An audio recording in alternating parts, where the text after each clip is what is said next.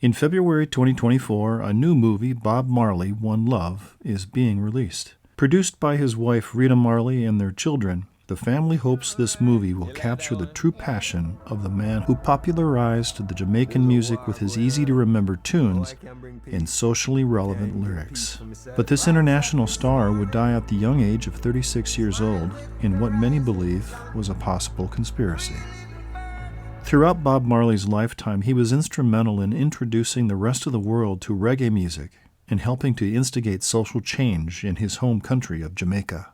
Considered one of the style's pioneers, Marley used his music to spread the message of positivity at a time when many in Jamaica were living in extreme poverty, crime, and corruption, while others were getting rich and living a life of opulence. Marley was instrumental in helping to bring about social reform on the island, as well as supporting the legalization of cannabis. His music and views were controversial, and in 1976 there was an assassination attempt on his life, which was reported to have been politically motivated. 7 gunmen raided his home while he was rehearsing with his band. His wife was shot in the head, and Marley was shot in the chest and arm, along with 2 others in the house. Undeterred, Bob performed 2 days later at the previously scheduled peace concert Smile Jamaica and continued to tour worldwide later that year. After injuring his big toe while playing soccer in Paris in 1977, he was diagnosed with a rare form of malignant melanoma, which appeared under the nail of the toe. Doctors suggested the amputation of the big toe to stop the spread of the cancer, but due to his religious beliefs as a Rastafarian, he refused. He would continue to work for the next 3 years until it was discovered the cancer had metastasized.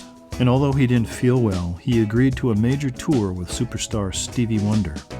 On the second stop of the tour in New York City, Marley reportedly took ill during the concert. The next morning, while on a run through Central Park, he collapsed. He was taken to the hospital and diagnosed with a brain tumor. After a short period of radiation treatments, he chose not to pursue any further cancer treatment from the doctors in the U.S., opting for a holistic approach to regain his health from a doctor in Germany. After these treatments didn't work, Marley asked to be returned to Jamaica where he could live out his last days in his own home. Too weak and ill to make the entire flight, Marley landed in Miami, where he would die at the hospital on May 11, 1981. He was just 36 years old. Having been caught in the middle of a political war in Jamaica, many believe that Bob Marley was killed by some means other than a rare skin cancer.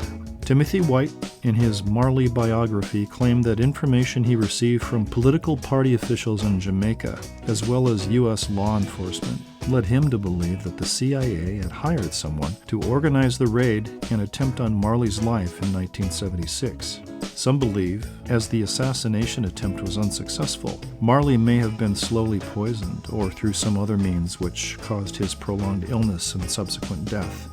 It is hard to know for certain, but seeing as how doctors involved were quite positive in their diagnosis and plan for treatment, they respected Marley's religious beliefs and did not pursue those options.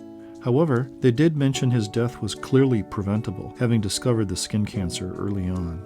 We may never truly know if Marley's death was really from cancer or from some devious plot cooked up by CIA officials. His last words to his 12-year-old son Ziggy before he died were, "On your way up, take me up. On your way down, don't let me down." Thankfully, we still have Bob Marley's music in memory of a man driven to help make a difference.